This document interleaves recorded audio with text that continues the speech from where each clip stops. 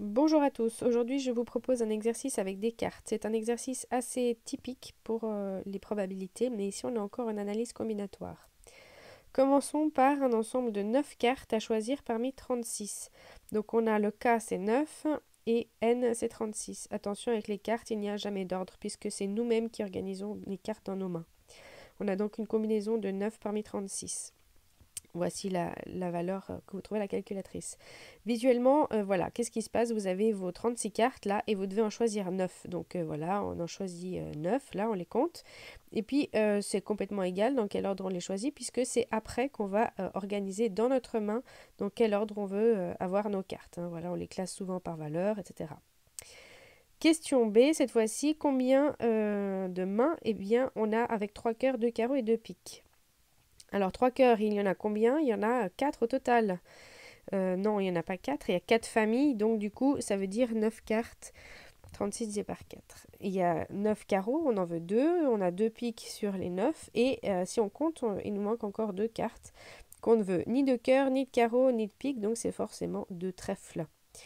Donc 2 trèfles ici, donc à chaque fois ce sera des combinaisons de donc 3 parmi 9 pour les cœurs, 2 parmi 9 pour les carreaux, 2 parmi 9 pour les piques et 2 parmi 9 pour les trèfles. Ok, donc à chaque fois vous devez avoir 36 si vous additionnez toutes les valeurs du haut et vous devez avoir 9 avec les valeurs du bas. Concrètement, donc on va prendre 3 cœurs parmi 9, on doit prendre 2 carreaux parmi 9, et puis ensuite on doit prendre 2 piques parmi les 9 piques, et puis après on doit compter, il nous en manque 2 puisqu'on est arrivé à 7. Donc il faut encore 2 de la dernière famille qui est la famille des trèfles, donc 2 parmi les 9 trèfles. 2 plus 2 plus 2 plus 3, ça nous donne bien 9. Question suivante, combien ont exactement 3 as et 2 rois? Donc là, il va falloir distinguer combien d'as est-ce qu'on a? Eh bien, on a 4 as, combien de rois? 2, et puis combien de cartes sont ni des as ni des rois? Il y en a 28. Donc, on va distinguer ce calcul-là, comme on a fait avec les cœurs à la question précédente. Et il s'agit donc de 3 parmi 4 as, 2 parmi 4 rois, et ensuite 4 cartes parmi les 28. Donc, regardez toujours bien, le n, ça doit être égal à 36. Donc, on a 3 as, 2 rois, et combien de cartes nous manque pour avoir 9 cartes? Eh bien, il nous en manqueront donc que 4 parmi les 28 restantes. Voilà. Donc maintenant, une autre question. Cette fois-ci, on commence avec une autre formulation. Au moins 3 as. Qu'est-ce que ça veut dire au moins 3 as?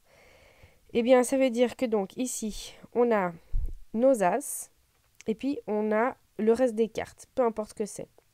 On peut avoir 3 as ou alors on peut avoir 4 as.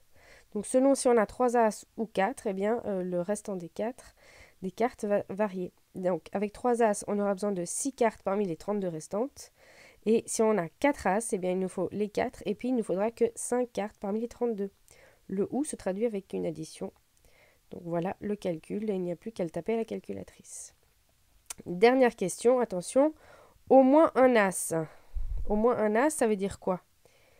Eh bien, au moins un as, ça veut dire qu'on pourrait avoir 1, 2, 3 ou 4. Mais ça, c'est trop long. Donc si c'est trop long, il faut une astuce.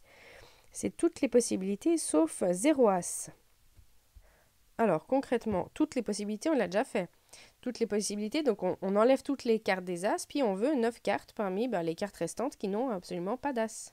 Okay, ça, combien de possibilités je peux avoir mes 9 cartes sur le tas qui n'a pas les as? Alors ça, on avait la question A, donc il s'agissait simplement d'une combinaison de 9 parmi 36. Et puis on va enlever 0 as. Comment est-ce qu'on calcule 0 as? On veut pas d'as parmi les 4, et puis on veut 9 cartes parmi les 32 restantes. Le sauf, c'est quoi? C'est un moins. Donc voilà, on a tout ce qu'il faut, et puis ça sera beaucoup moins long. Et on tape ça à la calculatrice, on peut le faire d'un seul coup, et puis on a le résultat suivant. J'espère que cette explication vous aura aidé à comprendre cet exercice. Bonne révision à tous!